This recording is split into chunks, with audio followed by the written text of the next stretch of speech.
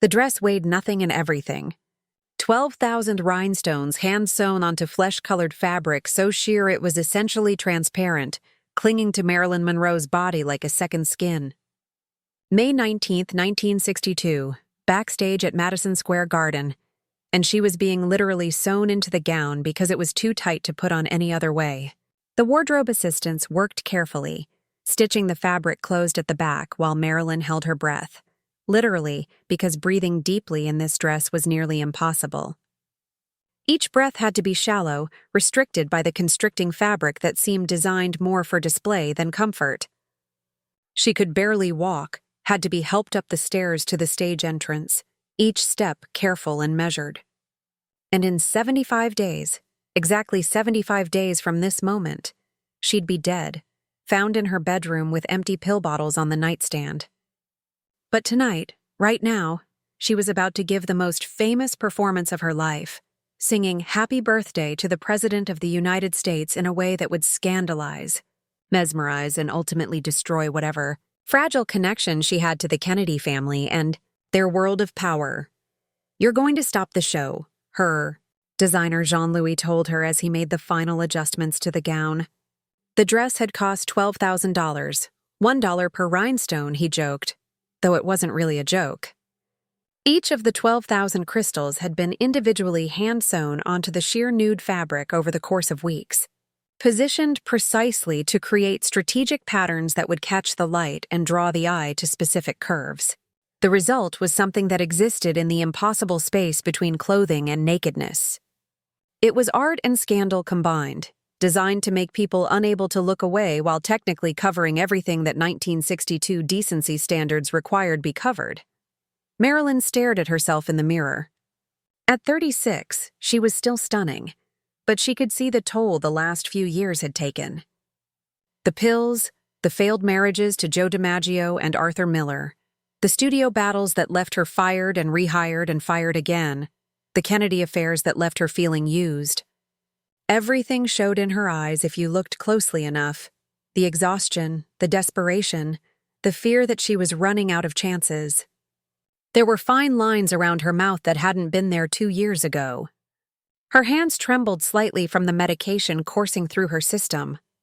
But under stage lights, with makeup and that dress and that voice, she'd still be Marilyn Monroe. Still be the fantasy everyone wanted. Still be what America needed her to be, even if it was killing her. Peter Lawford, the Rat Pack member married to JFK's sister Patricia, was emceeing the event. He'd been the conduit for Marilyn's relationship with the Kennedy brothers, arranging secret meetings at his Santa Monica beach house, making excuses to wives when needed, covering tracks, facilitating the affairs that everyone in Hollywood knew about but nobody talked about publicly. His house had become the unofficial meeting place for the president and his mistresses, a place where Secret Service could maintain security while plausible deniability was maintained. Tonight he was nervous. The president's advisors had explicitly told him to keep things appropriate, professional. But Marilyn in that dress, there was no way this wasn't going to be scandalous. That was the entire point. She wasn't here to blend in or play it safe. She was here to make a statement, to be unforgettable, to prove she still mattered. But the most shocking part was still coming. Because what nobody knew yet, not the 15,000 people in the audience, not the president sitting in his VIP box, not even Marilyn fully, was that this performance would mark the end of everything. The Kennedy family, already increasingly nervous about Marilyn's growing instability and her alarming tendency to call the White House at inappropriate hours, sometimes drunk, sometimes high on pills, sometimes just desperately lonely and seeking connection, would use this very public, very scandalous display as the justification they needed to cut her off completely and permanently. The performance that would make her immortal in the public imagination would also make her too dangerous, too visible, too much of a political liability to protect or maintain any relationship with. Bobby Kennedy had already been quietly tasked by the family with the delicate job of distancing the Kennedys from her. But Marilyn's continued calls and appearances made it difficult to execute cleanly. This performance, this breathtaking, scandalous, unforgettable performance, would give them all the ammunition they needed to make the break final. And Marilyn, so desperate for the Kennedys' attention and validation, so hungry for proof that she mattered to the most powerful family in America, was about to seal her own fate with a song that would last less than 60 seconds but echo for decades. The Madison Square Garden birthday gala was a massive fundraising event. 15,000 people paying anywhere from $100 to $1,000 a ticket to celebrate JFK's 45th birthday 10 days early. Ella Fitzgerald had performed earlier. Maria Callas had sung. Jack Benny had done comedy. It was a star-studded lineup designed to raise money and celebrate the young, charismatic president. But one person was conspicuously absent, First Lady Jackie Kennedy. She'd deliberately scheduled a horse show in Virginia for the same weekend, making her unavailability clear weeks in advance. It wasn't subtle. Everyone understood. Jackie knew about her husband's connection to Marilyn. The whole world seemed to know at this point, and she was making a statement through her absence. The press would note it. Society columnists would read between the lines, and Jackie didn't care. Sometimes the strongest statement is refusing to show up. Marilyn was scheduled to perform midway through the show, but she was late arriving to the venue. Classic Marilyn, people said. Though the reality was more complicated than mere diva behavior. She'd left her hotel room, gotten into the car service, then panicked about the dress and gone back. She'd changed outfits 3 times in the back seat of the limousine, uncertain, anxious, second-guessing everything. She'd reapplied her makeup twice, her hands shaking so badly the first time that she'd had to wipe it all off and start over. The pills she'd taken to calm her nerves weren't working fast enough, or weren't working at all, so she'd taken more. Always the solution. Always more pills to fix what the previous pills hadn't fixed. By the time she finally arrived at Madison Square Garden, she was over an hour late, and the show was in danger of running too long, of losing the audience's attention and energy. Peter Lawford, trying to keep the crowd engaged and cover for Marilyn's absence, had to improvise, stretching out his comedy bits, introducing performers twice, making jokes that were starting to feel desperate. At one point, frustrated but trying to make light of the situation, he turned to the audience with a smile and said, "Mr. President, the late Marilyn Monroe." The phrase got a huge laugh from the audience. Everyone knew Marilyn's reputation for chronic lateness to sets, parties, meetings, even her own movie premieres. It was a running joke in Hollywood. The audience loved it. JFK, sitting in his box, chuckled appreciatively. But after her death 75 days later, when people remembered that night and that joke, it would seem eerily prophetic, almost cursed in its prescience. The late Marilyn Monroe. At that moment, she wasn't dead yet, but in some ways, the woman who would take the stage in a few minutes was already gone, already consumed by the pills and the desperation and the crushing weight of being an icon that no human being could sustain. When Marilyn finally emerged backstage, the audience gasped. That dress was shocking. She looked nude. The flesh-colored fabric, the strategic rhinestones, the way it hugged every curve, it was designed to scandalize.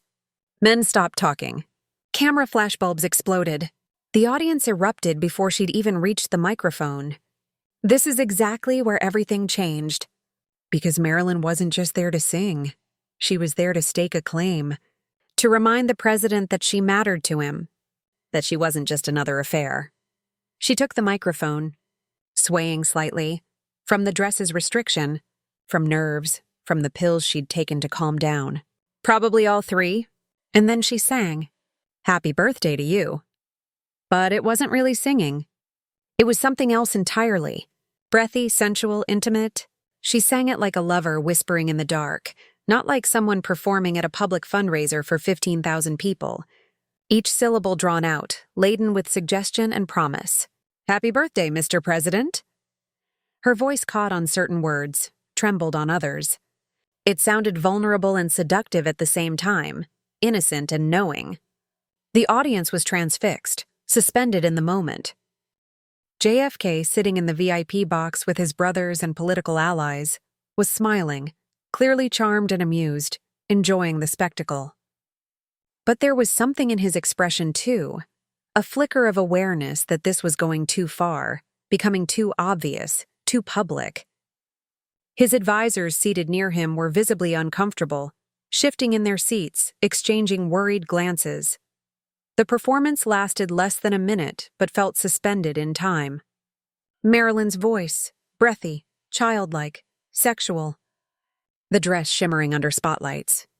15,000 people watching this intimate moment made public. She added her own lyrics. "Happy birthday, Mr. President. Happy birthday to you."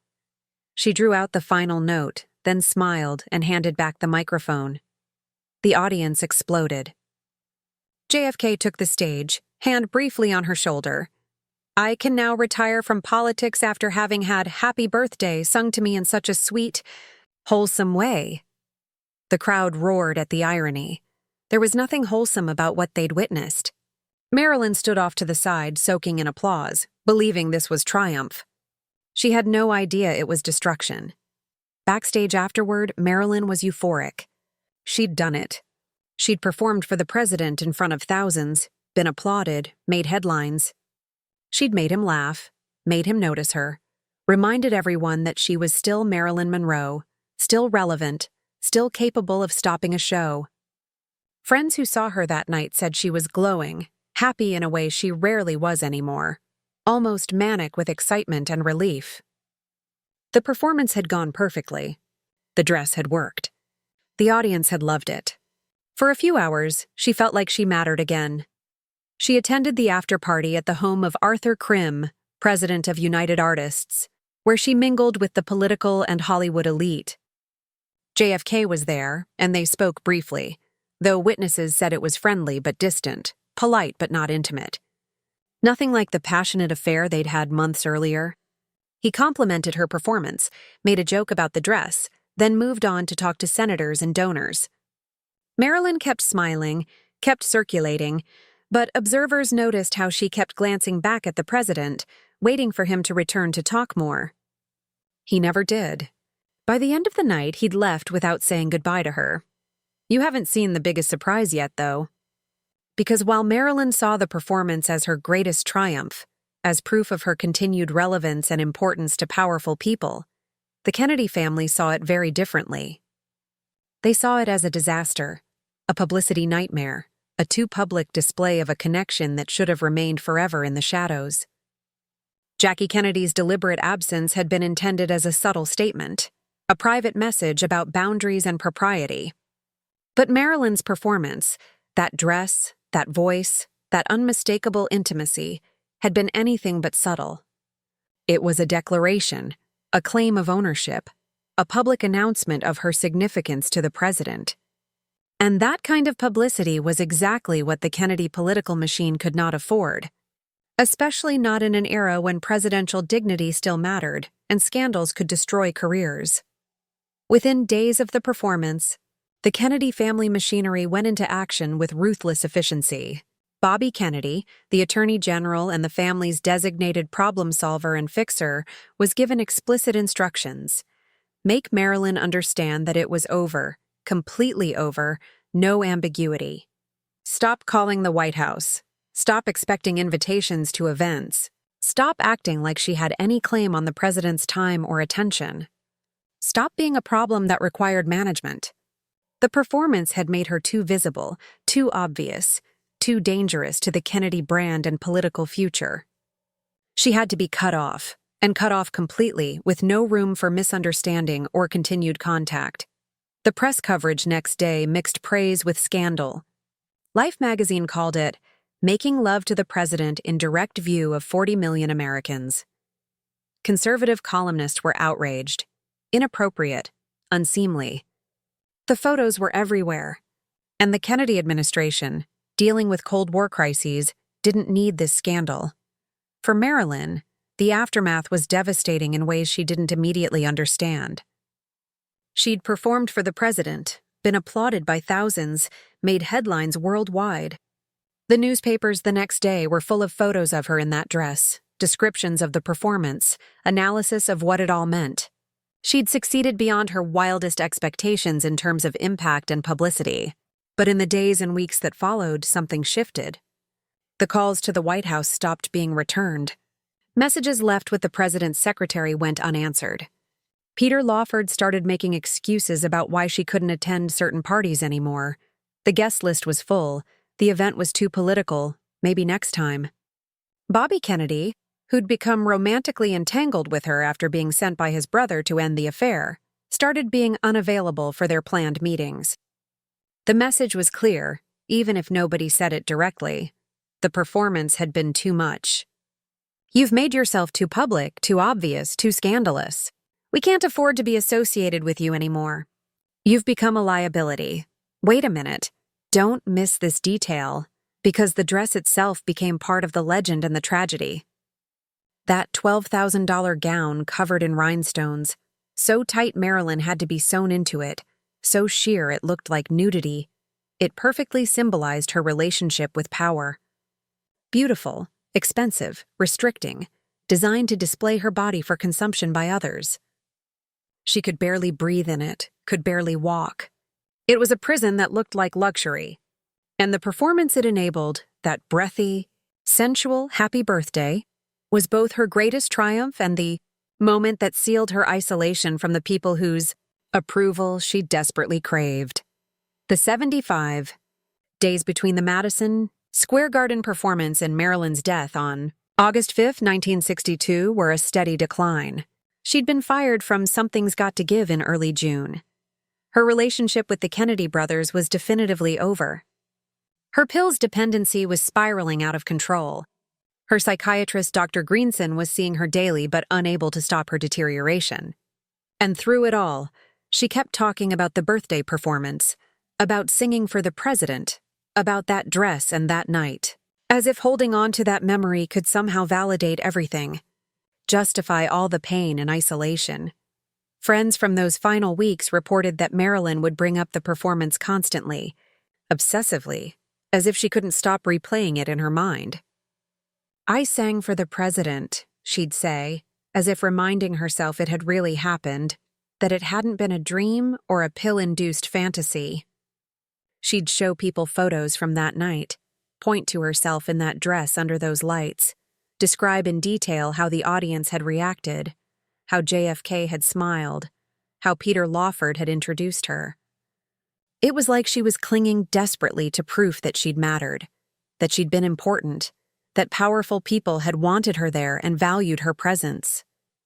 Because increasingly, in the aftermath of that performance, she was being made to feel like the opposite, that she didn't matter anymore, that she was a burden everyone wanted to escape, that people wished she would just disappear quietly and stop being a problem.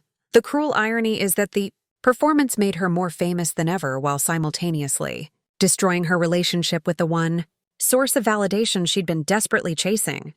The Kennedy family's acceptance, their inclusion in their powerful inner circle, their acknowledgement that she belonged in their world of influence and importance. The more famous the Happy Birthday, Mr. President performance became, the more it was discussed in newspapers and magazines and television programs, the more those photos of her in that dress circulated around the world, the more it proved to the Kennedys that she was too dangerous, too unpredictable, too much of a political liability to keep around.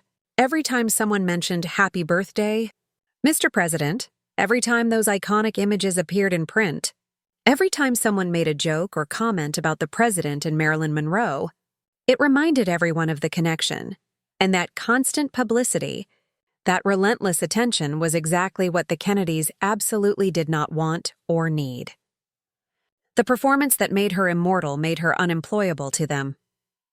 Peter Lawford, caught in the middle between his wife's powerful family and his friend who was clearly spiraling into crisis, later said he felt terrible about the whole situation, that the guilt haunted him for years afterward. He'd facilitated Marilyn's relationships with his brothers-in-law, had been the willing conduit for the affairs, had encouraged her to perform at the birthday gala, had built up her expectations that she was important to the Kennedy family and their world. And then, when the family machinery decided she'd become too much of a problem, too public, too dangerous to their political ambitions and carefully maintained image, he'd been part of the distancing campaign too. He'd stopped taking her increasingly desperate phone calls, stopped inviting her to the beach house parties where she might encounter the Kennedy brothers, essentially ghosted someone he'd called a friend and confidant.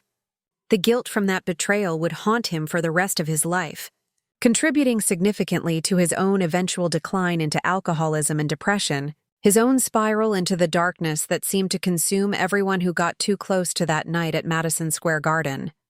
The dress sold at auction in 1999 for over $1 million. In 2016, it sold again for nearly $5 million, the most expensive dress ever sold at auction at that time. The woman who'd worn it, who'd been sewn into it, who'd barely been able to breathe in it, was long dead. But the dress lived on, a museum piece, a symbol of an iconic moment. Nobody who bought it had to feel its constriction, its prison-like grip. They just saw the beauty, the rhinestones, the legend, which is fitting, because that's all anyone ever saw of Marilyn Monroe, the beauty, the performance, the legend. Not the woman struggling inside, desperate for air. In one of her last interviews, conducted just weeks before her death in early August, a reporter asked Marilyn about the Madison Square Garden performance. Her face lit up initially, a genuine smile. A spark of the old Marilyn. "Oh, that was wonderful. That was one of the most exciting nights of my life." But then something shifted visibly in her expression, a shadow passing across her features. "But you know," she said quietly, her voice dropping to almost a whisper, "sometimes when you give people exactly what they want, when you perform perfectly, when you're everything they expect you to be, they decide they don't want you anymore. They've seen what they needed to see, and now you're just inconvenient." The interviewer, not fully understanding the depth of what she was saying, pressed for clarification, asked what she meant. Marilyn just shook her head slowly, looking suddenly exhausted and much older than her 36 years. "Never mind. It was a beautiful dress. That's all that matters now, isn't it? The dress. The tragedy of Happy Birthday, Mr. President, is that it was exactly what everyone involved wanted it to be in that moment. A spectacular performance. A moment of Hollywood glamour injected into a political fundraising event. A display of Marilyn Monroe at her most iconic and unforgettable, doing what she did better than anyone else in the world. But nobody involved. Not Marilyn, not the Kennedys, not Peter Lawford, not the 15,000 people in the audience, seemed to consider or care about what would happen afterward. Once the applause faded and the lights dimmed and reality returned. Where does Marilyn go once she's given that performance? Once she's sung to the president in that dress, in that voice, in that way? How does she top that moment or move beyond it? How does she maintain a relationship with the president's family once their connection has been made so explicitly, publicly, undeniably clear to the entire world? The answer, as it turned out, was simple and brutal. She doesn't.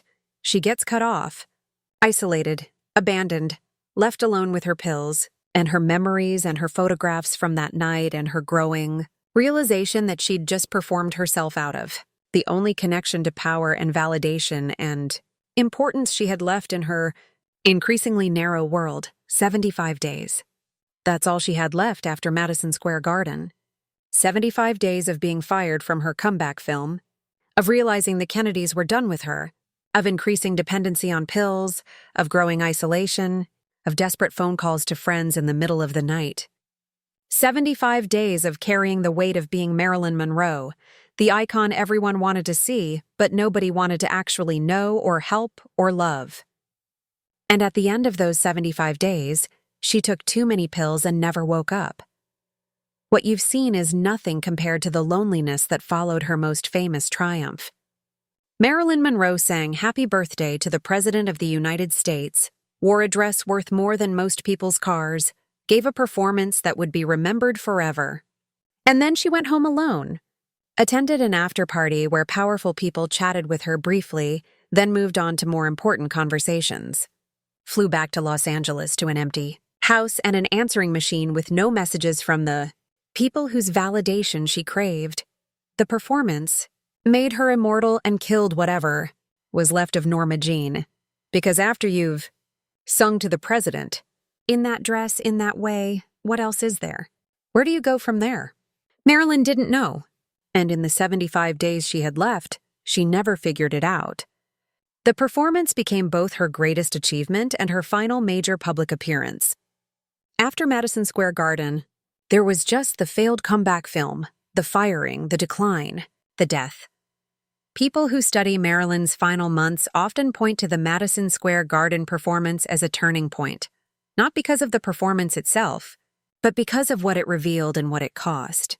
It revealed how desperate Marilyn was for validation from powerful men, how willing she was to risk scandal for their approval.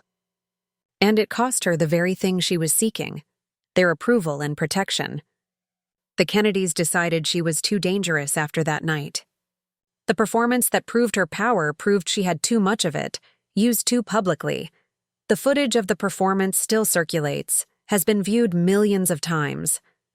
You can watch it yourself, Marilyn in that dress, singing in that breathy voice, making that audience disappear into silence as they watch her perform. It's iconic, legendary, unforgettable. But if you know what's coming, if you know that in 75 days she'll be dead, that the president whose birthday she's singing for will himself be assassinated less than a year later, that everyone involved in that night will meet tragic ends, the performance takes on a different quality. It becomes haunting, a last gasp of glamour before everything falls apart. In the end, Happy Birthday, Mr. President was the perfect Marilyn Monroe moment, beautiful, sensual, unforgettable, and ultimately tragic. She gave everything she had, put herself on display, performed exactly as expected, and it destroyed her. Because that's what being Marilyn Monroe meant, giving everything until there was nothing left, performing until you couldn't anymore, being exactly what people wanted until you ceased to be a person and became just an icon. And icons don't need food or sleep or love or help. They just need to shine until they burn out.